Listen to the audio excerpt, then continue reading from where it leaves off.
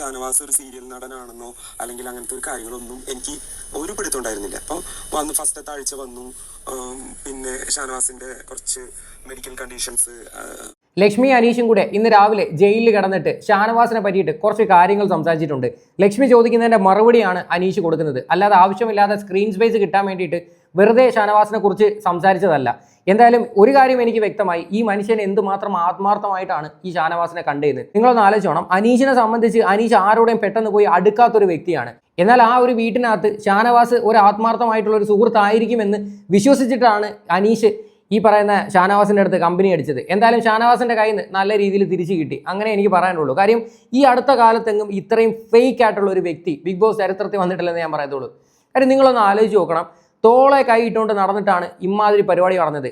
ആദ്യമേ ഞാൻ ആ ഒരു ജയിലിലെ വീഡിയോ കാണിക്കുന്നതിന് മുന്നേ ഞാനിവിടെ ഒരു കാര്യം കാണിച്ചു തരാം. ഈ ഷാനവാസ് വന്ന് PR-നെ പറ്റിയിട്ട് വലിയ രീതിയിൽ ഡയലോഗ് അടിച്ചിട്ടുണ്ടായിരുന്നു. ഈ ഷാനവാസിന്റെ PR ആരാണെന്ന് ഞാൻ ഇവിടെ സൈഡിൽ കാണിക്കാം. ഡിജിറ്റലിസം അക്കാഡമി എന്ന് പറയുന്ന ഇൻസ്റ്റഗ്രാം പേജാണ് ഷാനവാസിന്റെ PR ഏറ്റെടുത്തിരിക്കുന്നത്. അതിനകത്ത് വ്യക്തമായിട്ട് അവരുടെ സ്റ്റോറി ഹൈലൈറ്റ്സിനകത്തുണ്ട് PR ഓഫ് ഷാനവാസ് എന്ന്, വോട്ട് ഫോർ ഷാനവാസ് എന്നൊക്കെ പറഞ്ഞ് ഒരുപാട് പോസ്റ്റ് ഉണ്ട്. പബ്ലിക്കായിട്ട് ഇത്രയും പരിപാടികളൊക്കെ ചെയ്തു വെച്ചിട്ടായിരുന്നു അനീഷിനെ വന്നിരുന്ന് കുറ്റം പറഞ്ഞത്. ഇതുപോലെ ബോധമില്ലാത്ത ആൾക്കാരുടെ അടുത്തൊക്കെ നമ്മൾ എന്തോ പറയാനാണ്.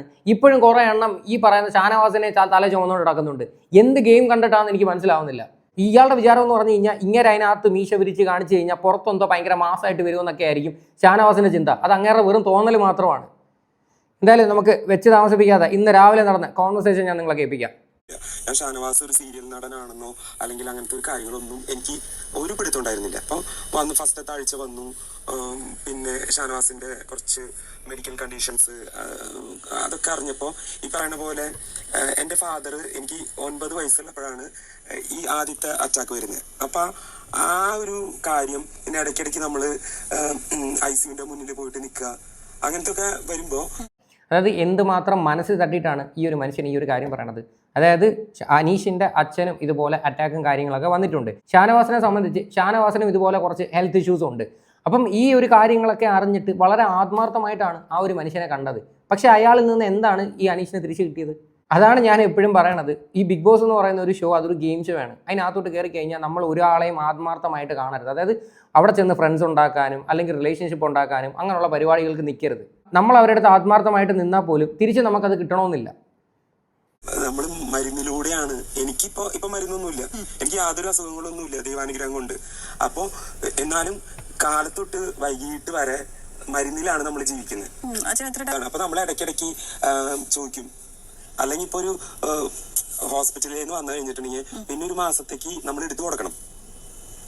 അപ്പൊ ഈ വീട്ടിൽ നോക്കണ വീട്ടില് അപ്പൊ അങ്ങനെ ഒരു ഇത്രയും കാലം ഒരു മെഡിക്കൽ കാര്യങ്ങളിലൂടെ പോയി. ഇപ്പം ഞാൻ കോളേജിലൊക്കെ പഠിക്കുമ്പോൾ ഒരു സമയത്ത് ഞാനൊരു എക്സാമിന് പോയിക്കായിരുന്നു. അപ്പോഴാണ് എനിക്ക് ഫോൺ വരുന്നത്. അപ്പൻ പെട്ടെന്ന് ഇങ്ങനെ അപ്പച്ചന് അസുഖം വന്നിട്ട് ഹോസ്പിറ്റലൈസ്ഡ് ആണ്, കുറച്ച് സീരിയസ് ആണ് വരണമെന്ന് പറഞ്ഞിട്ട്. അപ്പൊ നമ്മൾ ആ ഒരു ടെൻഷൻ അടിച്ചിട്ടാണ് പോകുന്നത്. ഡിഗ്രി അപ്പൊ നമ്മൾ ഇങ്ങനെ ടെൻഷൻ അടിച്ചിട്ടാണ് പോകുന്നത്. ശരിക്കും ഈ മനുഷ്യരുണ്ടല്ലോ, അഭിനയിക്കാൻ അറിയത്തില്ല എന്നേ ഞാൻ പറയത്തുള്ളൂ. അതായത് ഫേക്ക് ആയിട്ട് നിൽക്കാൻ അറിയത്തില്ല. ആ ഒരു മനുഷ്യൻ്റെ റിയൽ ക്യാരക്ടറാണ് അതിനകത്ത് കാണുന്നത്. ഇപ്പം മേ ബി ഈ പല ആൾക്കാരുടെ അടുത്തും പോയിട്ട് ഓരോ കാര്യം ചെയ്യുന്നു പറഞ്ഞിട്ട് ഇങ്ങനെ ഇറിറ്റേറ്റ് ചെയ്യുന്ന പരിപാടി ഉണ്ടല്ലോ. ഞാൻ പറഞ്ഞിട്ടുണ്ട്, അത് ഒരുപാടായി കഴിഞ്ഞാൽ അനീഷ് അങ്ങനെ കാണിക്കുന്നത് ഒരുപാടായി കഴിഞ്ഞാൽ ആർക്കും അത് ഇഷ്ടപ്പെടത്തില്ലെന്ന്. മേ ബി പുള്ളിയുടെ ഒരു ക്യാരക്ടർ അങ്ങനെ ആയിരിക്കാം. താബു മോൻ്റെ അടുത്തും ഇന്നലെ ഇതിനെ പറ്റിയിട്ട് സംസാരിക്കുന്നുണ്ടായിരുന്നു. എൻ്റെ ഒരു സ്വഭാവം ഇങ്ങനെയാണ്, എനിക്കത് മാറ്റാൻ പറ്റില്ല എന്നുള്ള രീതിയിൽ അനീഷ് പറയുന്നുണ്ടായിരുന്നു. അപ്പോൾ എത്രത്തോളം ആത്മാർത്ഥമായിട്ടാണ് ഈ ഒരു മനുഷ്യൻ ഈ ഷാനവാസിനെ കണ്ടിട്ടുണ്ടായിരുന്നത്. കാത്തു നിൽക്കുന്നു, അങ്ങനെ പിന്നെ റിക്കവർ ആവുന്നു. പിന്നെ ഇടയ്ക്കിടയ്ക്ക് അനിയനെ സംബന്ധിച്ച് അങ്ങനെ ചിലപ്പോൾ ഹോസ്പിറ്റലിൽ നിൽക്കില്ല, രാത്രി സ്റ്റേ ചെയ്യില്ല. അപ്പൊ രാത്രി ചിലപ്പോ ഞാനായിരിക്കും, ചിലപ്പോ ഒന്നല്ല എല്ലാ ദിവസവും ഞാനാ രാത്രി നിൽക്കാറ്. അപ്പൊ പകല് അമ്മ നിൽക്കും, രാത്രി ഞാൻ നിൽക്കും. പകല് എനിക്ക് കോളേജിൽ പോകാനുണ്ടായിരിക്കും, അല്ലെങ്കിൽ ചിലപ്പോൾ എനിക്ക് ജോലിക്ക് പോകാനുണ്ടായിരിക്കും. അപ്പൊ ആ ഒരു സിറ്റുവേഷൻ അറിയാം. അപ്പൊ അത് കാരണം ഞാനിങ്ങനെ നോക്കിയപ്പോ ഷാനവാസിന് മെഡിക്കൽ കണ്ടീഷൻസ് ഉണ്ട്. സ്റ്റിൽ ഷാനവാസ് വളരെ ആക്റ്റീവായിട്ട് തമാശയൊക്കെ പറഞ്ഞ്. ശരിക്കും ഈ അനീഷിൻ്റെ ഈ സംസാരം കേൾക്കുമ്പോഴത്തേക്ക് എനിക്ക് പേഴ്സണലി തോന്നുന്നത് ഒരിക്കലും നമ്മൾ ഇത്രയും ജെന്യുവൻ ആവരുത്. ആ ഒരു ഷോ എന്ന് പറഞ്ഞു കഴിഞ്ഞാൽ അങ്ങനെയാണ്, പല ആൾക്കാരും ഫേക്കായിട്ടാണ് നിൽക്കുന്നത്. അപ്പോൾ നമ്മളും തിരിച്ച് അങ്ങനെ നിൽക്കാനായിട്ട് ശ്രമിക്കുക. കാര്യം എന്ന് പറഞ്ഞാൽ അനീഷിനെ സംബന്ധിച്ച് വളരെ വളരെ ആത്മാർത്ഥമായിട്ട് മനസ്സിൽ തട്ടി സംസാരിക്കുന്നതായിട്ടാണ് എനിക്ക് തോന്നിയത്. അല്ലാതെ ഈ ക്യാമറ സ്പേസിന് വേണ്ടിയിട്ടോ അല്ലെങ്കിൽ മറ്റേ കുറച്ച് വോട്ട് പിടിക്കാൻ വേണ്ടിയിട്ടോ അങ്ങനെയുള്ളൊരു പരിപാടിയല്ല ഇത്. ലക്ഷ്മി ചോദിച്ചതിന് മറുപടിയാണ് കൊടുക്കുന്നത്. എന്തായാലും ലക്ഷ്മി ഇവിടെ നല്ലൊരു ലിസണറാണ്. പുള്ളിക്കാരത്തി എന്തായാലും ഇപ്പം നൈസായിട്ട് ഇപ്പം ട്രാക്ക് മാറ്റിയിട്ടുണ്ട്. കംപ്ലീറ്റ്ലി അനീഷിനെ സപ്പോർട്ട് ചെയ്യുന്നുള്ള രീതിയിലോട്ടാണ് പോകുന്നത്. ഇനി അവിടെ നിലനിൽക്കാൻ വേണ്ടിയിട്ടുള്ള തന്ത്രമാണോ എന്നും അറിയത്തില്ല. എന്തായാലും ഒരു കാര്യം എനിക്ക് വ്യക്തമാണ്, അനീഷ് ആ ഒരു ഷോയിൽ നിൽക്കുന്നത് ജെന്യുവനായിട്ട് തന്നെയാണ്. ഇന്ന് അനീഷിൻ്റെ ഒരു പ്രൊമോ ഒക്കെ പുറത്ത് വന്നിട്ടുണ്ടായിരുന്നു. ഈ സ്ക്രീൻ സ്പേസ് കിട്ടാൻ വേണ്ടി ക്യാമറയുടെ മുന്നിൽ കടന്ന് നാടകം കാണിക്കുന്നു, നെവിനുമായിട്ട് തല്ലുപിടിക്കുന്നു എന്നൊക്കെ. ആ ഷോയിൽ എന്തിനാണ് പോകുന്നത്? ആ ഷോ എന്താണെന്ന് അറിഞ്ഞാണ് ഗെയിം കളിക്കേണ്ടത്. അവിടെ ക്യാമറയുടെ മുന്നിലോട്ട് നിൽക്കുന്നു പറഞ്ഞിട്ടോ അല്ലെ നെവിനെ പിടിച്ച് മാറ്റി നിർത്തുമെന്ന് പറഞ്ഞിട്ടോ അതൊന്നും വലിയ തെറ്റായിട്ടൊന്നും തോന്നുന്നില്ല. അങ്ങനെ ഉണ്ടെങ്കിൽ ഇവിടെ അനീഷ് പല കാര്യങ്ങളും പല അഭിപ്രായങ്ങളും ഇന്നീട്ട് നിന്ന് സംസാരിക്കുന്ന സമയത്ത് അനീഷിനെ എന്തുമാത്രം ഡിസ്ട്രാക്ട് ചെയ്തിട്ടുണ്ട്. എക്സാമ്പിൾ ആദിലയുടെ ഒരു വീഡിയോ ഞാനിവിടെ സൈഡിൽ കാണിക്കാം. ആദില കാട്ടിക്കൂട്ടുന്ന കോപ്രായം കണ്ടോ? അതായത് അനീഷ് ഒരു കാര്യം സംസാരിക്കുന്ന സമയത്ത് അത് തടയുവാണ്, അത് എതിർക്കുവാണ്. അതിനൊന്നും ആർക്കും ഒരു കുഴപ്പമില്ല. എല്ലാവരും വരുന്നത് സ്ക്രീൻ സ്പേസ് ഉണ്ടാക്കാൻ തന്നെയാണ്, അല്ല വേറെ ഒന്നും അല്ല. നമുക്ക് തന്നെ ഉള്ളിലൊരു അതാണ്. പിന്നെന്ന് പറഞ്ഞിട്ടുണ്ടെങ്കിൽ ഞാൻ കുറച്ച് സ്റ്റിഫായിട്ടുള്ള ഒരാളാണ്. എന്നാൽ ഷാനവാസ് എന്ന് പറഞ്ഞാൽ കുറച്ച് എൻജോയ് ചെയ്ത് നല്ല രീതിയിൽ അടിച്ചു പൊളിച്ച് ഗ്രൂപ്പിൽ ഇങ്ങനെ ഒന്ന് ആക്റ്റീവായിട്ട് ചിരിച്ച് കളിച്ച് അങ്ങനത്തെ ഒരു ഫൺ ലവിങ് പേഴ്സൺ ആണ്. അപ്പൊ പുള്ളിയുടെ അത്ര പെട്ടെന്നൊന്നും കമ്പനി ആകാൻ പറ്റത്തില്ല. കമ്പനി ആയാൽ തന്നെ പുള്ളിക്കാരെ ചിരിക്കുന്നത് തന്നെ വളരെ ചുരുക്കമാണ്. മനസ്സിലായില്ലേ? അത് പുള്ളിയുടെ ഒരു റിയൽ ക്യാരക്ടറാണ്. അപ്പോൾ അങ്ങനെ ഇരിക്കുന്ന ഒരു മനുഷ്യൻ ഒരാളെ ഒരു നല്ലൊരു ഫ്രണ്ടായിട്ട് കാണുമെന്ന് പറയുമ്പോഴത്തേക്കുണ്ടല്ലോ, അതിൻ്റെ ഡെപ്ത് എന്ത് മാത്രമാണെന്ന് നമുക്ക് ചിന്തിക്കാന്നേ ഉള്ളൂ. ഒന്ന് ചിരിച്ച് ഒരു ഗ്രൂപ്പിലൊക്കെ പോയിട്ട് ഇങ്ങനെ എൻജോയ് ചെയ്യണം. എനിക്ക് ഒരുപാട് തവണ അങ്ങനെ ആഗ്രഹങ്ങൾ ഉണ്ടായിട്ടുണ്ട്. അപ്പൊ അങ്ങനത്തെ ഒരു ക്യാരക്ടർ ഷാനവാസിന്റെ. പിന്നെ ഷാനവാസ് പലപ്പോഴും നമ്മുടെ അടുത്ത് വന്നിട്ട് നിന്നെ മാറ്റും അങ്ങനത്തെ കാര്യങ്ങളൊക്കെ പറയുമ്പോൾ നമുക്കുള്ളിലൊരു പ്രതീക്ഷ, ഒരു സൗഹൃദം, അങ്ങനത്തെ ഒരു കാര്യങ്ങളുണ്ട്. പിന്നെ കുറെ കാര്യങ്ങൾ നമ്മൾ ഡിസ്കസ് ചെയ്യുന്നു. അങ്ങനത്തെ ഒരു കാര്യം ഇപ്പോഴും ഷാനവാസ് പറയുന്ന ഇപ്പൊ അടുത്ത കാലത്തായിട്ട് ഷാനവാസ് പറയുന്ന പല കാര്യങ്ങളും എനിക്ക് അംഗീകരിക്കാൻ പറ്റുന്നില്ല. പക്ഷെ എങ്കിലും ഉള്ളിന്റെ ഉള്ളില് ഒരു സൗഹൃദം കണ്ടോ? ഉള്ളിൻ്റെ ഉള്ളിൽ ഒരു സൗഹൃദം. കാര്യം നെവിൻ്റെ ഒരു കേസ് വന്ന സമയത്ത് ഷാനവാസിൻ്റെ കൂടെ ഏറ്റവും കൂടുതൽ സപ്പോർട്ട് ചെയ്ത് നിന്നൊരു വ്യക്തിയാണ് ഇവിടെ അനീഷ് എന്ന് പറയുന്ന വ്യക്തി. അതായത് അനീഷ് പറഞ്ഞിട്ടുണ്ടായിരുന്നു വേറെ ആരും നിന്നില്ലെങ്കിലും ഞാൻ നിൻ്റെ കൂടെ സപ്പോർട്ടായിട്ട് തന്നെ നിൽക്കുമെന്ന്. എന്നിട്ടാണ് ഷാനവാസ് ഇമ്മാതിരി പരിപാടി കാണിക്കുന്നത്. എത്രയും പെട്ടെന്ന് ഈ ഷാനവാസ് എന്ന് പറയുന്നവനൊക്കെ എടുത്ത് വെളിയിൽ കളയുക. കാര്യം എന്ന് പറഞ്ഞാൽ അതിനകത്ത് വെറുപ്പിക്കുവാണ്. വെറുതെ ഷോനവാസ് എന്ന് വെറുതെ അല്ല ആൾക്കാർ വിളിക്കുന്നത്, അതുള്ളത് തന്നെയാണ്. എത്രത്തോളം ആൾക്കാരെ വെറുപ്പിക്കാവോ അത്രത്തോളം വെറുപ്പിക്കുവാണ്. PR-ൻ്റെ കേസ് നിങ്ങൾ കണ്ടില്ലേ? എന്തോരം ഡയലോഗായിരുന്നു പറഞ്ഞത്.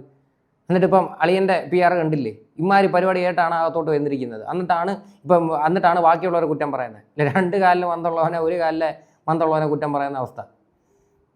സ്നേഹം എന്നൊക്കെ പറയില്ലേ, ഇത് മനസ്സിലാക്കി കൊടുക്കണ്ട. അനീഷ് ചെയ്യുന്ന പല കാര്യങ്ങളും സ്ട്രാറ്റജി ചെയ്ത് വെച്ചിട്ടല്ല, അനീഷ് പ്ലാൻ ചെയ്തല്ല എന്നുള്ളത്. ഫ്രണ്ട്ഷിപ്പ് ആദ്യം ഇതാവണമെങ്കിൽ അങ്ങോട്ടും ഇങ്ങോട്ടും മനസ്സിലാക്കുന്ന ഒരു സാധനമില്ലേ? അങ്ങനെ മനസ്സിലാക്കിപ്പിച്ച് തെറ്റിദ്ധാരണകൾ മാറ്റണ്ടേ? എങ്ങനെ തെറ്റിദ്ധാരണ മാറ്റാന്ന് പറഞ്ഞിട്ടുണ്ടെങ്കിൽ അത് ഷാനവാസ് തന്നെ മനസ്സിലാക്കേണ്ടതാണ്. അപ്പൊ അല്ല, മനസ്സിലാക്കിപ്പിക്കേണ്ട ഉത്തരവാദിത്വം അനീഷിനില്ലേ? അത് ഇങ്ങനെ മനസ്സിലാക്കിപ്പിക്കാന്ന് എനിക്കറിയില്ല. ഇതൊന്നും പ്ലാനിങ് അല്ല. ഷാനവാസിന്റെ അടുത്ത് പറയും, ഇത്ര വർഷമായിട്ട് ഇങ്ങനെ തന്നെയാണ് ഞാൻ എത്രയോ തവണ പറഞ്ഞിട്ടുണ്ട് ഷാനവാസിനോട്, ഇങ്ങനെ തന്നെയാണ് എന്ന് പറഞ്ഞാലും ചിലപ്പോ അത് മനസ്സിലാവണില്ല. ചിലപ്പം പുറത്തിറങ്ങി. അതായത് പുള്ളിയുടെ ജെന്യുവിനിറ്റി പ്രൂവ് ചെയ്യേണ്ടതെന്നാണ് ലക്ഷ്മി ചോദിച്ചത്. അപ്പോഴത്തേക്ക് അത് എങ്ങനെ പ്രൂവ് ചെയ്യേണ്ടതെന്ന് അറിയത്തില്ലെന്നാണ് പറയണത്. ഷാനവാസ് ഇപ്പോഴും ഏതോ ഒരു മായ ലോകത്ത് നടക്കുവാണ്. ഇത്ര എനിക്ക് പറയാനുള്ളൂ. കാര്യം ഇങ്ങനെ ഉള്ളവന്മാരെയൊക്കെ ലൈഫിൽ ഒരു നല്ലൊരു കൂട്ടുകാരനായിട്ട് തിരഞ്ഞെടുത്ത് കഴിഞ്ഞാൽ ഭാവിയിൽ നിങ്ങൾക്ക് തന്നെയായിരിക്കും പണി കിട്ടാൻ പോകുന്നത്. അതിനകത്ത് യാതൊരു സംശയമില്ല. കാര്യം ഷാനവാസ് അത് തെളിയിച്ച് കഴിഞ്ഞു. ഷാനവാസിൻ്റെ ഒരു ക്യാരക്ടർ എന്താണെന്ന് ബിഗ് ബോസിൽ റിവീലായി കഴിഞ്ഞു. ഇടയ്ക്ക് നല്ല രീതിയിലൊക്കെ കയറി വന്നതായിരുന്നു. ഇപ്പോൾ അയാളായിട്ട് തന്നെ അത് മൊത്തം കൊണ്ട് കളഞ്ഞിട്ടുമുണ്ട്. ഇന്ന് നടന്ന വേറൊരു സംഭവം ഞാൻ നിങ്ങളെ കാണിച്ചു തരാം. അനീഷ് വളരെ സ്നേഹത്തോട് കൂടിയിട്ട് ഷാനവാസിൻ്റെ അടുത്ത് ഞാനിവിടെ ഇഞ്ചി നട്ടിട്ടുണ്ട്, ഇഞ്ചി കിളിച്ച് വരുന്നു എന്നുള്ള രീതിയിലെങ്ങാണ്ട് പറഞ്ഞ സമയത്ത് ഷാനവാസ് തിരിച്ച് പെരുമാറുന്ന ഒരു രീതിയുണ്ട്. അതിനകത്ത് നിന്ന് നിങ്ങൾക്ക് മനസ്സിലാക്കാൻ പറ്റും ഈ ഷാനവാസിൻ്റെ സ്വഭാവം എന്താണെന്ന്. ഇഞ്ചി ഇഞ്ചി കുഴിച്ചിട്ട് അത് മുളച്ചാ എന്താക്കിയത്? എന്റെ പൊന്നെ കൃഷിക്കാരാ, അത് അറിയിക്കാനല്ലേ ഞാനൊരു കൃഷിക്കാരനാണ്. ഉണ്ടോ? ഷാനവാസ് നൈസായിട്ട് അവിടെയും അനീഷിനെ ഊക്കുവാണ്. അനീഷ് വളരെ സന്തോഷത്തോടെ കൂടിയിട്ട് ഞാനിവിടെ ഒരു ഇഞ്ചി നട്ടിട്ടുണ്ടായിരുന്നു കിളിച്ചെന്ന് പറഞ്ഞപ്പം അതും നാട്ടുകാരുടെ മുന്നിൽ വോട്ട് പിടിക്കാൻ വേണ്ടിയിട്ടുള്ള ഒരു കള്ളത്തരമാണെന്നുള്ള രീതിയിൽ ഷാനവാസ് അവിടെ വരുത്തി തീർക്കുവാണ്. ഇതാണ് ഞാൻ പറഞ്ഞ ഷാനവാസ് എന്ന് പറയുന്നൊരു വ്യക്തി വെറും കള്ളനാണ്. ഇവനെ ഒന്നും ഒരിക്കലും പോയി വിശ്വസിക്കരുത്. ഇവനെ ഒന്നും ഒരു ഫ്രണ്ടായിട്ട് പോലും കാണരുത്.